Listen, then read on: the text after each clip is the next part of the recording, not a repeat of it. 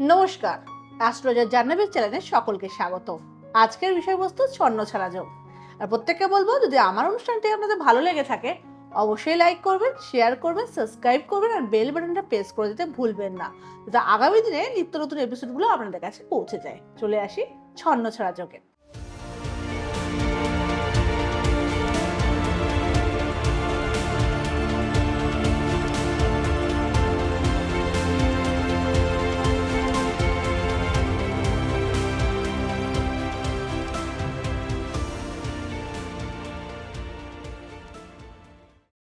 বলা হয় আমাদের অনেকগুলো জন্মকুণ্ডলিতে নেগেটিভ দোষ থাকে, তার মধ্যে একটি গুরুত্বপূর্ণ দোষ হচ্ছে ছন্নছাড়া যোগ। এবং ছন্নছাড়া কথাটা শুনলেই দর্শক বন্ধুরা বুঝতে পারছে যে কত খারাপ একটি যোগ, অর্থাৎ জীবনের সমস্ত কিছুই ছাড়খাড় হয়ে যাওয়া। এটা কখন হয়, কিভাবে হয়, কোন গ্রহের কানেকশনে হয়, সেটা বিস্তারিত আলোচনা করব। কিন্তু তার আগে প্রত্যেককে বলি, আমাদের জন্মকুণ্ডলিতে খারাপ বেশি দোষ ভালো সকলেরই থেকে থাকে। কারো জন্মকুণ্ডলী ক্যামেরা লাগিয়ে জন্ম হয় না। জন্মনের সময় প্রত্যেক গ্রহ আজকেও ঘুরছে, সেদিনকেও ঘুরছিল। তাদের জন্মের অবস্থান এবং জন্মের সময় দেখে আমরা গ্রহের অবস্থান নির্ণয় করে থাকি। এবং অনেক সময় দেখা যায় কিছু পজিটিভ গ্রহ, কিছু নেগেটিভ গ্রহ পরস্পরের সঙ্গে বসে থাকে। কখনো দেখা যায় শত্রু গ্রহ পরস্পরের সঙ্গে বসে আছে, কখনো আবার মিত্র গ্রহ পরস্পরের সঙ্গে বসে আছে। তো সেই ক্ষেত্রে কিছু পজিটিভ রেজাল্ট আমরা পাই, কিছু আবার নেগেটিভ রেজাল্ট পাই। কখনো কখনো আবার দেখা যায় আমাদের জীবনে খুব পজিটিভ সময় আমরা যাতে হাত দিই সোনা হয়ে যায়।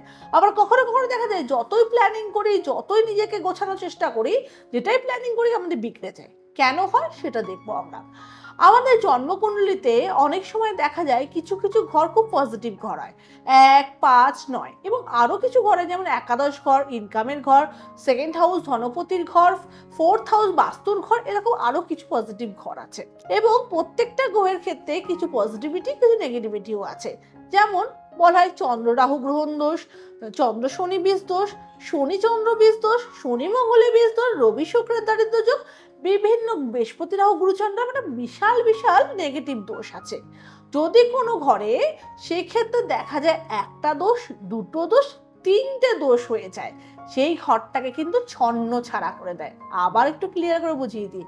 যদি দেখা যায় তোমার পঞ্চম ভাব, ভাগ্যের ভাব বা লগ্ন ভাব, লগ্ন ভাব কি স্বয়ং তুমি, যেখান থেকে তোমার মান যশ উন্নতি হয়। পঞ্চম ভাগ যেখান থেকে তোমার উচ্চ শিক্ষা নির্ণয় করা হয় এবং তোমার সন্তানদের কেরিয়ার নির্ণয় করা হয় এবং তোমার জীবনে কিছু করতে পারবে কিনা নির্ণয় করা হয়, প্রেম ভালোবাসাকে নির্ণয় করা হয়। ভাগ্যের ঘর যেখান থেকে তোমার ভাগ্যের পরিধি, ধর্মকর্ম, বাবার জায়গা নির্ণয় করা হয়। এবং ইনকাম ঘর যেখান থেকে তোমাদের ইনকামের জায়গা নির্ণয় করা হয়। এরকম কিছু পজিটিভ ঘর আছে।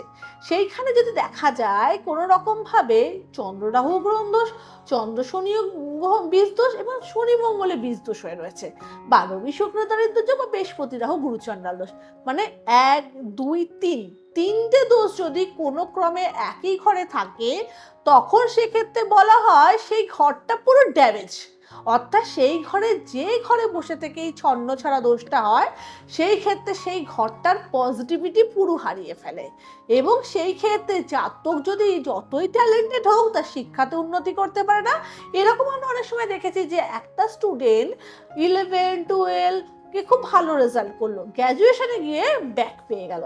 আবার এরকমও দেখেছি 5 থেকে 9 অব্দি সে র্যাঙ্ক করতো, 10-এ গিয়ে ব্যাক পেয়ে গেল, এরকমও দেখেছি। অর্থাৎ তার ছন্ন ছাড়া যোগ তার পজিটিভিটি পুরো ক্যান্সেল করে দিল। আবার এরকমও দেখেছি একজন জাতক প্রচন্ড খরচা করে সে বড় একটা ব্যবসা শুরু করলো, প্রচন্ড রকমভাবে স্টাফ নিল, খরচা করলো, কোনো কিছুতেই খামতি নেই, সে ব্যবসার সম্বন্ধে নলেজও আছে, কিন্তু তার ব্যবসা ডুবে গেল। কিন্তু সেই ব্যবসায় রাস্তার পাশে কম ইনভেস্টমেন্টে খুব সুন্দর রকম চলছে। তো তোমরা দেখে নাও তোমাদের জন্মকুণ্ডলিতে কারো কোনো ঘরে ছন্ন ছাড়া দোষ আছে কিনা, মানে একই ঘরে একটা, দুটো, 3টে অব্দি যদি দোষ থাকে, সেই ঘরের পজিটিভিটি হারিয়ে ফেলেছো কিনা।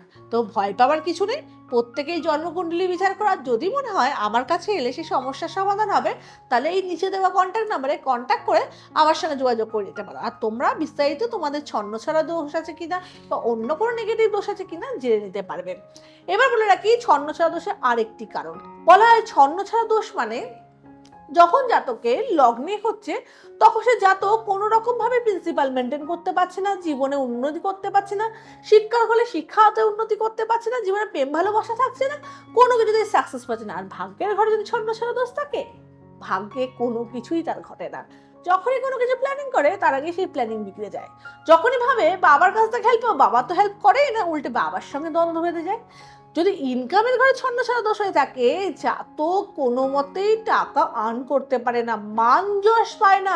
অনেক সময় দেখা যায় তার কোর্ট কেস অব্দি হয়ে যেতে পারে, বিনা কারণে লোককে হেল্প করতে গিয়ে তুমি কোর্টে ঘুরে আসতে পারো। আবার অনেক সময় দেখা যায় অষ্টম ভাগে ছন্ন ছাড়া যোগ। যদি কারো অষ্টম ঘর অর্থাৎ মারক ঘর, সেখানে ছন্ন ছাড়া যোগ হয়ে যায়, জাতকের একের অধিক 2, 3, 4 বার অব্দি শরীরে অস্ত্রোপচার করতে পারে, বারে বারে অ্যাক্সিডেন্ট হতে পারে, বারে বারে ক্ষত হতে পারে। যদি কখনো ষষ্ঠ ভাগে ছন্ন ছাড়া যোগ হয়ে যায়, সেই ক্ষেত্রে জাতকের বলা হয় প্রচুর শত্রুতার সৃষ্টি হয়, নানানভাবে বন্ধু শত্রু হয়ে যায়, পারিপার্শ্বিক লোক শত্রু হয়ে যায়, ভালো কথা বললেও মানুষ তার এন্টি হয়ে যায়। এইটাও কিন্তু দেখে নিতে হবে। অনেক সময় দেখা যায় চতুর্থ ভাগে ছন্ন ছাড়া যোগ। যদি কারো চতুর্থ ভাগে ছন্ন ছাড়া যোগ হয়ে যায়, জাতকের বাবা মা পৈতৃক প্রপার্টিতে যদি বাড়িঘরও পায়, সেগুলো বিক্রি করে দিতে হতে পারে। অনেক সময় দেখা যায় তার মায়ের সঙ্গে আন্তরিক সম্পর্ক পুরো নষ্ট হয়ে যেতে পারে, বা মা নানানভাবে অসুস্থ হয়ে থাকতে পারে ছেলের জন্য বা মেয়ের জন্য, বা অনেক সময় বাস্তু দোষও কিন্তু থাকতে পারে। তা প্রত্যেককে বলবো, আমাদের জন্মকুণ্ডলীর ছন্ন ছাড়া দোষটা কিন্তু অবশ্যই দেখে নেওয়া দরকার। সচরাচর সকলের থাকে না, কিন্তু যাদের থাকে তাদের জীবনে কিন্তু নানান সমস্যার মুখে পড়তে হয়। তাই প্রত্যেকে বলবো, সমস্যা থাকলে তার সমাধানও আছে। আর প্রত্যেকে আমার সঙ্গে নিচে দেওয়া কন্ট্যাক্ট নাম্বারে কন্ট্যাক্ট করে সমস্যার সমাধানগুলো করে নিতে পারো। আর এই জায়গাটা বা এই এপিসোডটা যদি তোমাদের ভালো লেগে থাকে, অবশ্যই লাইক করবে, শেয়ার করবে, সাবস্ক্রাইব করবে, এবং আগামী দিনে সুন্দর সুন্দর এপিসোডগুলো তোমরা পেয়ে যেতে পারো।